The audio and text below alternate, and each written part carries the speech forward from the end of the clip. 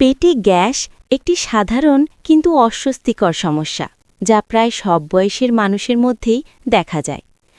অনিয়মিত খাদ্যাভ্যাস, অতিরিক্ত তৈলাক্ত বা ঝাল খাবার খাওয়া, দ্রুত খাবার গিলে ফেলা, দীর্ঘ সময় খালি পেটে থাকা কিংবা মানসিক চাপ এসব কারণে পেটে গ্যাসের সৃষ্টি হতে পারে।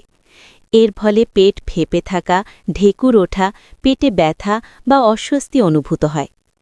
পেটে গ্যাস থেকে মুক্তি পেতে হলে প্রথমেই খাদ্যাভ্যাসে পরিবর্তন আনা জরুরি। সময়মতো হালকা ও সহজপাচ্য খাবার খাওয়া, বেশি করে পানি পান করা এবং আঁশযুক্ত খাবার গ্রহণ করা উপকারী। পাশাপাশি কোমল পানীয়, অতিরিক্ত মশলা ও ভাজাপোড়া খাবার এড়িয়ে চলা উচিত। ধীরে ধীরে ভালোভাবে চিবিয়ে খাবার খেলে হজম প্রক্রিয়া উন্নত হয় এবং গ্যাসের সমস্যা কমে। নিয়মিত হাঁটা বা হালকা ব্যায়ামও হজম শক্তি বাড়াতে সহায়তা করে। যদি দীর্ঘদিন ধরে পেটে গ্যাসের সমস্যা থাকে বা তীব্র ব্যথা অনুভূত হয়, তবে চিকিৎসকের পরামর্শ নেওয়া প্রয়োজন।